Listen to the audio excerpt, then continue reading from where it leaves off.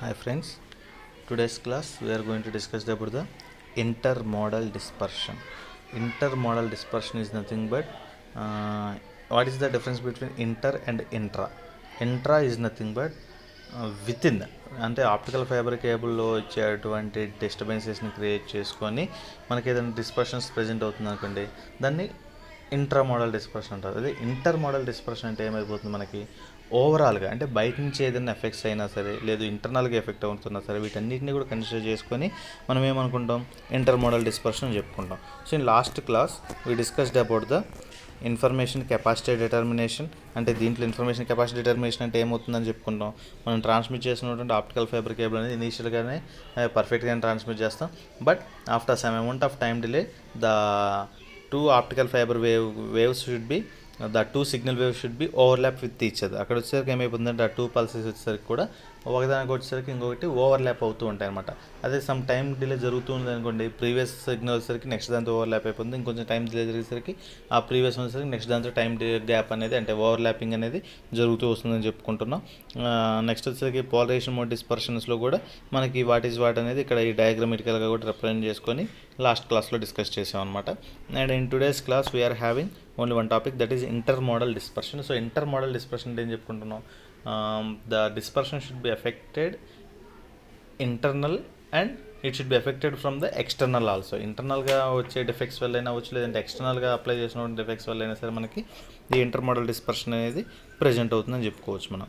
So ఈ pulse broadening due to inter model dispersion maybe sometimes referred to simply as modal or mode dispersion. ఈ pulse broadening వచ్చేసరికి, pulse broadening అంటే ఏమైపోతుంది, మనం ఒక light signal కానీ మనం ఆప్టికల్ ఫైబర్ కేబుల్ ద్వారా కానీ ట్రాన్స్మిట్ చేసినట్టయితే, ఫర్ ఎగ్జాంపుల్ మనం టార్చ్ లైట్ ఉంది, టార్చ్ లైట్ ఆన్ చేయగానే ఏమైపోతుంది, బ్రైట్నెస్ అనేది మనకి ఇంక్రీజ్ అవుతూ వస్తుంది కదా మనకి. అప్పుడు ఏమైపోతుంది, ఆ సిగ్నల్ అనేది స్ప్రెడ్ అవుతున్నట్టే కదా మనకి. సో అలానే ఇక్కడ ఈ పల్స్ అనేది broadening due to inter model dispersion. Inter model dispersion వల్ల ఏమైపోతుంది, పల్స్ అనేది స్ప్రెడ్ అవుతూ ఉంటుంది అనమాట. Sometimes referred to simply as modal or mode dispersion. ఇక్కడ pulse broadening due to inter model dispersion results from the propagation delay differences between the modes within a multimode fibers. అంటే ఇక్కడ వచ్చేసరికి multimode optical ఫైబర్లు వచ్చేసరికి ఏముంటాయి, మనకి different types of modes వస్తాయి కదా. అంటే ఇక్కడ మనం ట్రాన్స్మిట్ చేసేది వచ్చేసరికి ఏమైపోతుంది మనకి, అదే సింగిల్ మోడ్ ఆప్టికల్ ఫైబర్ అయితే మనకి ఉన్నటువంటి ఇన్ఫర్మేషన్ మొత్తము కూడా ఆ సింగిల్ పాత్ ద్వారానే మన ఇన్ఫర్మేషన్ పాస్ చేస్తూ ఉంటాం, అంటే ఆ సింగిల్ మోడ్ ద్వారానే మన ఇన్ఫర్మేషన్ పాస్ చేసుకుంటాం. బట్ ఇక్కడ మల్టీ మోడ్ అయితే ఏమైపోతుంది, మన దగ్గర ఉన్నటువంటి ఇన్ఫర్మేషన్ మొత్తం కూడా the total amount of information should be shared by the different paths. అంటే ఆ డిఫరెంట్ పాత్స్ ద్వారా ఏం చేస్తున్నాం అంటే మొత్తం షేర్ చేసేసుకొని మన ఇన్ఫర్మేషన్ పాస్ చేసుకుంటున్నాం అనమాట. అందుకని results from the propagation delay differences between modes within a multimode fiber. Multimode ఫైబర్లో ఏమైపోతుందంటే ఆ propagation path different delay differences అనేవి మనకి ప్రజెంట్ అవుతున్నాయని చెప్పుకోవచ్చు. Next, as the different modes which constitute a pulse in a multimode fiber travel along the channel different group velocities. ఇక్కడ అందుకల్ల ఏమైపోతుంది, డిఫరెంట్ మోడ్స్ అనేది ఏమైపోతుంది, మల్టీమోడ్ ఆప్టికల్ ఫైబర్లో ట్రాన్స్మిట్ అవుతాం వల్ల ఏమైపోతుందంటే గ్రూప్ వెలాసిటీస్ అనేవి కూడా డిఫరెంట్గా వస్తాయి అనమాట. అంటే ఇందాక చెప్పుకున్నాం మనం, గ్రూప్ వెలాసిటీ అనేది దేని మీద గ్రూప్ వెలాసిటీ దేని మీద డిపెండ్ అవుతుంది, బ్యాండ్ విడ్త్ మీద ఉంటుంది. అంటే ఇక్కడ కూడా వచ్చేసరికి ఒక్కొక్క పాత్కి ఒక్కొక్క బ్యాండ్ విడ్త్ ఉంటుంది కాబట్టి మనం ఇక్కడ డిఫరెంట్ యూజ్ చేస్తున్నాం కాబట్టి మల్టీమోడ్ ఆప్టికల్ ఫైబర్లో పల్సెస్ అనేవి ప్రతిదానికి కూడా డిఫరెంట్ బ్యాండ్ విడ్త్ వస్తుంది. దానివల్ల ఏమైపోతుందంటే ప్రతిదానికి కూడా డిఫరెంట్ గ్రూప్ వెలాసిటీస్ అనేవి ప్రజెంట్ అవుతాయని చెప్పుకుంటున్నాడు. Next, the pulse width at the output is dependent upon the transmission times of the slowest and fastest modes. ఇక్కడ వచ్చేసరికి ఏంటంటే పల్స్ విడ్త్ అనేది మనకి మల్టీమోడ్ ఆప్టికల్ ఫైబర్ అయితే ఏమైపోతుంది, డిఫరెంట్ మోడ్స్ వస్తున్నాయి. డిఫరెంట్ మోడ్స్ అన్నీ కూడా మనకి ఒకే రకంగా ట్రాన్స్మిట్ అవ్వాలన్న పాసిబిలిటీ లేదు కదా. కొన్ని వచ్చేసరికి ఫాస్ట్గా ట్రాన్స్మిట్ అవ్వచ్చు, కొన్ని వచ్చేసరికి స్లోగా ట్రాన్స్మిట్ అవ్వచ్చు అనమాట. అంతేగాని అన్నీ ఇప్పుడు ఒకే టైంకి స్టార్ట్ అయ్యి ఒకే టైంకి ఎండ్ అయిపోయింది అనుకోండి, మనకి ఏ సిగ్నల్ ఎలా వచ్చింది అనేది కూడా మనం ఫైండ్ అవుట్ చేయలేము అనమాట. అందుకని ఏమైపోతుందంటే ఒక్కొక్క సిగ్నల్ వచ్చేసరికి ఏంటంటే ఒక్కొక్క డిఫరెంట్ టైమింగ్లో మనకి రిసీవ్ అవుతుంది కాబట్టి ఇక్కడ కూడా అదే అంటున్నాడు, the pulse width at the output is dependent upon the transmission times of the slowest and fastest modes. దేని మీద డిపెండ్ అవుతుందంటే అది అనేది స్లోయెస్ట్ మోడ్స్ మీద, ఫాస్టెస్ట్ మోడ్స్ మీద డిపెండ్ అయ్యేసి మనకి ఇది ఉంటుందని చెప్పుకుంటున్నాడు. This dispersion mechanism creates the fundamental difference in the overall dispersion for the 3 types of fibre.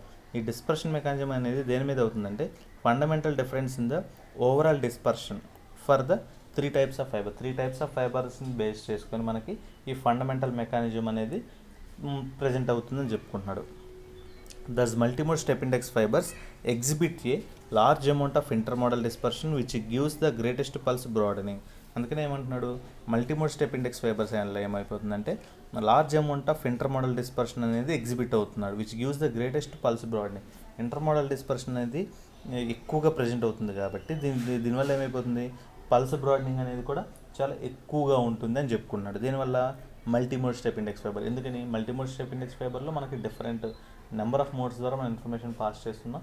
ప్రతి మోడ్కి కూడా ఒకే టైంలో స్టార్ట్ ఒకే టైంలో ఎండ్ అవ్వదు కాబట్టి డిఫరెంట్ టైంతో స్టార్ట్ అయ్యి డిఫరెంట్ టైమింగ్స్ ఎండ్ అయిపోతున్నాయి కాబట్టి మనకి వీటి వల్ల ఏమైపోతుందంటే డిఫరెంట్ గ్రూప్ వెలాసిటీస్ కూడా వస్తున్నాయి. దానివల్ల ఏమైపోతుందంటే మనకి పల్స్ బ్రాడనింగ్ అనేది కూడా ఎక్కువగా ప్రజెంట్ అవుతుంది కాబట్టి ఇంటర్మోడల్ డిస్పర్షన్ అనేది కూడా ఎక్కువగా వస్తుందని చెప్పుకుంటున్నాడు. However, intermodal dispersion in multimode fibers may be reduced by adoption of an optimum refractive index profile which is provided by the near parabolic profile of most graded index fiber. అందుకని ఏం చేస్తున్నారంటే intermodal dispersion in multimode fibres may be reduced, దాన్ని reduce చేసుకుందాం అంటున్నాడు. దేని ద్వారా, by adoption of an optimum refractive index profile. For example మనకి step index fiber graded index ఫైబర్లో వచ్చేసరికి ఏంటి మనకి ఆ పాత్ అంటే మనకి దేని అంటే ఆప్టికల్ ఫైబర్లో గ్రేడెడ్ ఇండెక్స్ ఫైబర్లో వచ్చేసరికి ఏంటి, సిగ్నల్ అనేది ఏ పాత్రలో పాస్ అవ్వాలనేసి మనకి దేని మీద డిపెండ్ అవుతుందంటే పెరాబోలిక్ ప్రొఫైల్ ఆల్ఫా వాల్యూస్ని బేస్ చేసుకుని మనకి ప్రొఫైల్ ట్రాన్స్మిట్ అవుతుంది. ఆల్ఫా ఈక్వల్స్ టు 1 అయితే parabolic path, alpha equal to 2 అయితే triangle path, alpha equal to infinity అయితే సాటూత్ వేవ్ ఫామ్, అలా డిఫరెంట్ పాత్స్ ఉన్నాయి కదా మనకి. సో దాన్ని బేస్ చేసుకుని ఏమైపోతుందంటే మనకి ఇక్కడ however intermodal dispersion in multimode fibres may be reduced by adoption of an optimum refractive index profile which is provided by the near parabolic profile of most graded index fiber. ఇక్కడ మనం ఏమంటున్నాడంటే ఇది most multimode optical ఫైబర్స్లో వచ్చేసరికి ఏంటంటే ఈ ఇంటర్మోడల్ dispersion కానీ మనం reduce చేయాలి అంటే ఈ రిఫ్రాక్టివ్ ఇండెక్స్ ప్రొఫైల్ అనేది తీసుకోవాలంటున్నాడు. అది ఏం తీసుకోవాలంటున్నాడు, నియర్ పెరాబోలిక్ ప్రొఫైల్. అంటే గ్రేడెడ్ ఇండెక్స్ ఫైబర్స్లో mostly we need to choose the parabolic ప్రొఫైల్ని సెలెక్ట్ చేసేసుకొని we need to transfers the information అని చెప్పుకుంటున్నాడు అనమాట. Hence the overall pulse broadening in multimode graded index fibres is far less than that obtain in multimode step index fibre. దీనివల్ల ఏమైపోతుందంటే overall pulse broadening అనేది multimode graded index ఫైబర్స్తో compare చేస్తే is far less than that obtain in multimode step index fibre. Multimode step index ఫైబర్స్తో అయితేనేమో చాలా తక్కువగా ఉంటుంది. దేంతో కంపేర్ చేసినప్పుడు మల్టీమోడ్ గ్రేడెడ్ ఇండెక్స్ ఫైబర్స్తో కానీ కంపేర్ చేసినప్పుడు దీంట్లో మల్టీమోడ్ స్టెప్ ఇండెక్స్ ఫైబర్స్లో వచ్చే పల్స్ బ్రాడనింగ్ అనేది చాలా తక్కువగా ఉంటుందని చెప్పుకుంటున్నాడు అనమాట. దస్ graded index fibers used with a multimode source give a tremendous bandwidth advantage over multimode step index fiber. దీనివల్ల ఏమైపోతుందంటే గ్రేడెడ్ ఇండెక్స్ ఫైబర్స్లో మల్టీమోడ్ సోర్స్ వచ్చేసరికి ఏమైపోతుంది, గివ్స్ ఏ ట్రెమండస్ బ్యాండ్విడ్త్. అంటే మనకు కావాల్సినటువంటి బ్యాండ్విడ్త్ మొత్తం కూడా దీంట్లో ప్రొవైడ్ చేస్తున్నారు అనమాట.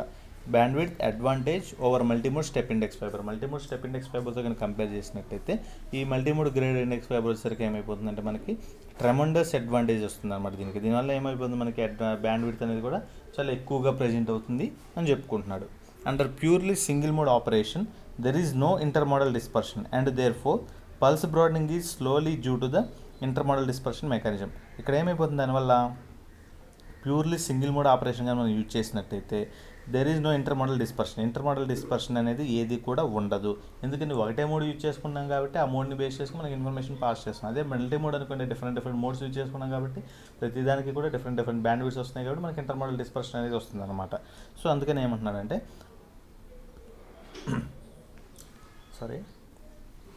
Under purely single mode operation there is no intermodal dispersion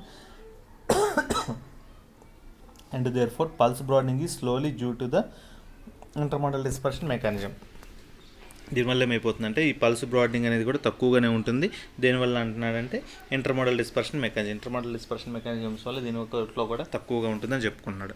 in theory this is the case with single mode step index fibres where a single mode is allowed to propagate. అందుకని ఏమంటున్నాడంటే ఈ single mode optical ఫైబర్గా మనం select చేసుకున్నట్టయితే only single మోడ్ని base చేసుకొని information మొత్తాన్ని కూడా మనం transmit చేసుకుంటున్నాం అని చెప్పుకున్నాడు. అందుకని ఇందాక మనకి ఫస్ట్ పాయింట్లో చూడండి, ఇక్కడ సెకండ్ పాయింట్లో చూడండి, గ్రేడ్ ఇండెక్స్ ఫైబర్స్లో వచ్చేసరికి ఏంటంటే మల్టీ మోడ్లో యూజ్ చేస్తే మనకి ట్రెమండస్ బ్యాండ్ విడ్త్ వస్తుంది అంటున్నాడు. దీంతో కంపేర్ చేసింది మల్టీమోడ్ స్టెప్ ఇండెక్స్ ఫైబర్స్తో కంపేర్ చేస్తే మల్టీమోడ్ గ్రేడ్ ఇండెక్స్ ఫైబర్స్లో వచ్చేసరికి ఏమైపోతుందంటే మనకి ట్రెమండస్ బ్యాండ్ విడ్త్ అనేది మనకి పాసిబుల్ అవుతుంది అనమాట. అందుకనే ఇక్కడ లాస్ట్లో కూడా ఏమంటున్నాడంటే single mode step index fibres వచ్చేసరికి ఏంటంటే ఓన్లీ సింగిల్ మోడ్ని మాత్రమే అలో చేయడం వల్ల ఓన్లీ మనకు ఆ పాత్రలో ఎంతైతే మన ఇన్ఫర్మేషన్ పాస్ చేసుకోగలమో ఆ ఇన్ఫర్మేషన్ వరకు మాత్రమే మనం పాస్ చేసుకునే ఛాన్సెస్ ఉంటుంది. అదే మల్టీ మోడ్ అయితే ఏమైపోతుంది, మనకు ఉన్నటువంటి ఇన్ఫర్మేషన్ మొత్తాన్ని కూడా ఈక్వల్ పార్ట్స్గా డివైడ్ చేసేసి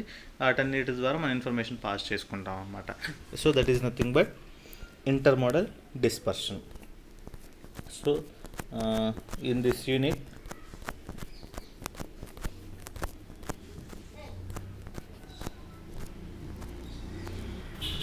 we discussed about the first one is fiber materials. దీంట్లో వచ్చేసరికి మళ్ళీ టైప్స్ ఆఫ్ ఫైబర్స్. ఈ టైప్స్ ఆఫ్ ఫైబర్స్లో మనకి 5 టైప్స్ ఉన్నాయి. గ్లాస్ ఫైబర్స్ ఉంది, హలైడ్ గ్లాస్ ఫైబర్స్ ఉంది, యాక్టివ్ గ్లాస్ ఫైబర్స్ ఉంది, చార్జ్నైడ్ గ్లాస్ ఫైబర్స్ ఉంది, అండ్ ప్లాస్టిక్ ఫైబర్స్ ఉన్నాయి. ఒక్కొక్క దాని గురించి మనం క్లియర్గా ఆల్రెడీ డిస్కస్ చేసుకున్నాం ప్రీవియస్ టాపిక్స్లో. తర్వాత వచ్చేసరికి ఏంటంటే సిగ్నల్ డిస్టర్షన్, ఆప్టికల్ ఫైబర్స్ అని చెప్పుకుంటున్నాం.